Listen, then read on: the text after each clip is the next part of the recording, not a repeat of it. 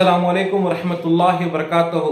मेरे तमाम बुजुर्गों को, मेरी हम उम्र नौजवान नस्ल को, मेरी पर्दानशी माँ बहनों को और खुसूसन कर्नाटका के तमाम प्यारे प्यारे छोटे छोटे बच्चों को। दोस्तों, मैं आपका दोस्त आपके बीच फिर से इमरान पाशा, बानी और सदर कर्नाटका जनरध्वनि तंजीम ऑर्गेनाइजेशन की जानिब से। दोस्तों, आज हमारे बीच हमारे संगठन के, हमारे तंजीम के जो स्पोक पर्सन हैं श्री आली जनाब सीएम शाहबाज खान साहब हमारे बीच हैं। तो मैं उनसे गुजारिश करता हूं कि हमारे जो अंजुमन है, हमारी जो तंजीम है, उसके रिलेटेड आपके बीच कुछ कहें। अस्सलाम वालेकुम रहमतुल्लाहि व बरकातहू। मैं CM Shahbaz Khan, motivational speaker, leadership consultant, business coach. ये जो कर्नाटका जनरध्वनि के प्रेसिडेंट इमरान पाशा जी जो हैं, आप तो जानते ही हैं इनको कि ये आज तक समाज में किस तरीके के समाज सेवा करते हुए आए हैं और आप इन लोगों को, बहुत सारे लोग इनको फॉलो करते हैं। इनकी फैन फॉलोइंग भी कोई कम नहीं है, किसी एमएलए से तो फैन फॉलोइंग इनकी कम नहीं है। इसका अल्लाह का बहुत बहुत शुक्रिया है। और मैं आपको एक चीज बता दूं, हाँ, इन्होंने जो संगठन बनाया है जिसका मैं भी स्टेट स्पोक पर्सन हूं, संगठन इसलिए बनता है जो हमारा फंडामेंटल राइट्स जब हमें हासिल नहीं होता है, किसी संगठन का सहारा लेना पड़ता है। जब दांडी यात्रा की शुरुआत की थी गांधी जी ने, तब जाकर इस देश को आजादी दिला पाए हैं। तो इस देश में जो है, जब से हम पैदा हुए हैं, ये दो चीजें आपको तय करके ही चलनी है। ये तो संघर्ष बाय बर्थ है और संगठन जो है आपको करना ही है, क्योंकि आप दूसरे संगठन में जाके काम करते हो, बहुत सारे लोगों को आप हेल्प करते हो। जब आप करते हो तो आप किसी और का सपना पूरा करने के लिए उनके यहाँ पर काम करते हो। लेकिन एक ऐसा संगठन है युवा पीढ़ियों के लिए, नौजवानों के लिए, हम यहाँ पर एक अपना मुकाम हासिल कर अपने वार्ड के अंदर, अपने कॉन्स्टिट्यूंसी के, अपनी डिस्ट्रिक्ट के लोगों को हम अपनी सर्विस पहुंचा सकते हैं। तो मेरा एक कहना एक चीज ये है कि आप कहीं भी, किसी भी खरिये खेड़े में क्यों ना हो, आप इस संगठन से जुड़ जाइए। कर्नाटका जनरध्वनि, ये जनरध्वनि जो है लोगों की आवाज बनकर, हजारों लोगों की, आवाम की आवाज बनकर आपको आगे बढ़ना है। क्योंकि जब तक जवान लड़के हम निर्णय नहीं लेंगे तो इन बूढ़े नेताओं के दल्ले बन के रहना पड़ेगा लाइफ में। इससे अच्छा है आप जो है नौजवान अपना निर्णय ले। जब तक आप निर्णय, आप गलती क्या करते हो अपनी लाइफ में, आप निर्णय नहीं ले पाते।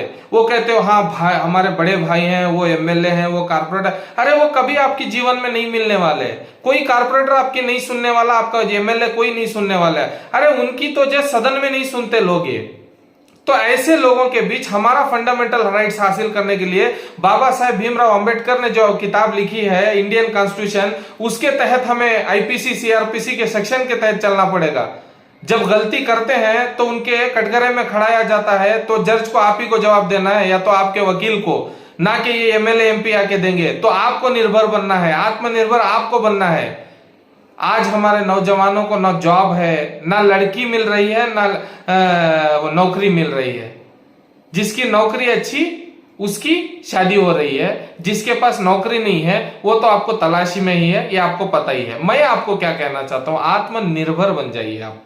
जिस दिन आप आत्मनिर्भर बन जाएंगे, किसी के एडवाइस की आपको जरूरत नहीं रहेगी। आप ऐसे संगठनों का सहारा लीजिए, आप जीवन में आगे बढ़िए। कोई पॉलिटिकल पार्टी आपका सपोर्ट नहीं करेगी, सब अपनी नाव को पार लगाने के चक्कर में पड़े हैं, या आपका जीवन गंवा देंगे लेकिन ये आपके लिए कुछ नहीं करने वाले। कोई एक ऐसी पॉलिटिकल पार्टी बता दो जो आपके लिए आवाज उठाई हो, आपने अपने एरिया में इतना संगठन किया है, नहीं करने वाले। और आप इस संगठन से जुड़ जाके हजारों लोगों का आप सहायता कर सकते हो। अब किसी बूढ़ों के पेंशन नहीं है, उनको कराओ। अगर बेवाओं के यहाँ पे राशन नहीं पहुंचता तो उनके यहाँ पहुंचाओ। सरकार से लड़कर लेना आपको आना चाहिए। अगर जिस दिन आप सरकार से लड़कर लेना जान चुके ना, उस दिन आपके कदमों पे मंजिल होगी। नहीं तो आप किसी भी कारण यहां से नहीं जा सकते। इनके हाथ से ये ऐसा दौर है, देखो कोशिश तो हमेशा करनी चाहिए। परिंदों को मंजिल मिलेगी हमेशा, ये उड़ते हुए उनके पंख बोलते हैं।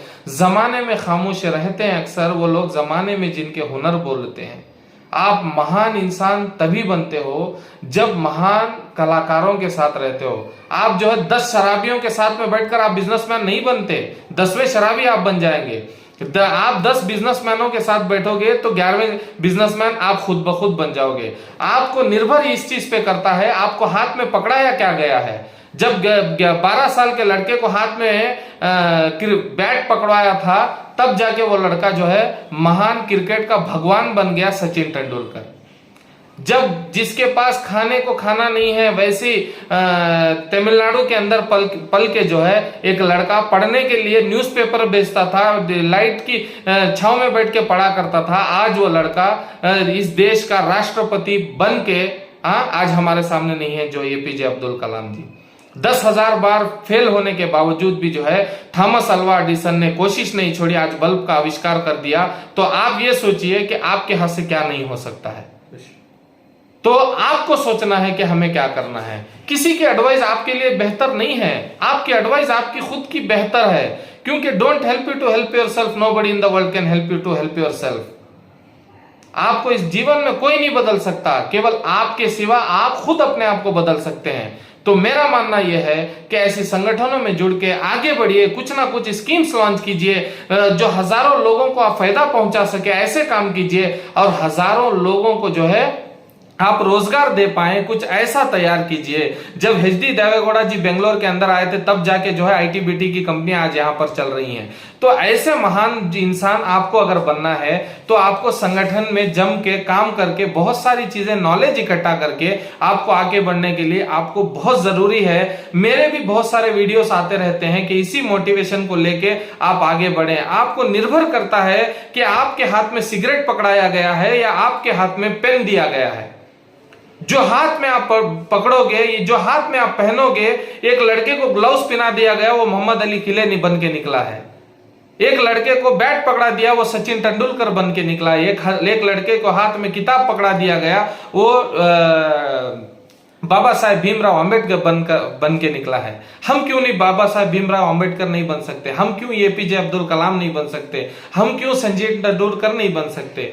हम क्यों थॉमस अल्वा एडिसन नहीं बन सकते? आप ये समझते हो कि आपको कोई टोक देता है, आपको कोई रोक देता है, तो आप समझ जाते हो कि इसके बाद जो है हम कोशिश नहीं कर पाएंगे, हम आगे नहीं पहुंच पाएंगे। लेकिन ऐसा बिल्कुल भी नहीं है। कर्नाटका जनार्दन आपको एक स्टेज बना के देता है, आपको प्रॉपर तरीके से आईडी कार्ड देता है, आप हमारे मेंबर रहिए, आपकी तकलीफ में, आपकी कोर्ट कचहरी के चक्करों में हम आपके साथ आने वाले हैं। कोई नहीं आता, खानदान वाले आपको छोड़ देते हैं, अरे नहीं भाई इसके ऊपर केस है। वो दौर और था, जो जेल को जाके आने के बाद जो है पूरे लोग दबदबा रहता था, लोग डरते थे उससे। आज तो उसकी पूजा की जा रही है, वैसे को एमएलए एमपी बनाया जा रहा है। आप क्यों शर्मिंदगी से घर में बैठोगे? आप नौजवान हो, आप युवा पीढ़ी हो, आप इस समाज के लिए एक संदेश बनकर, इस देश के अंदर एक मिसाल बन सकते हो आप। तो आप इस चीज में हमारे साथ जुड़े रहिए, हमेशा की तरह आप हमारे साथ काम कीजिए। हम आपके सपोर्ट में और आपकी सेवा में हमेशा हाजिर रहेंगे। तब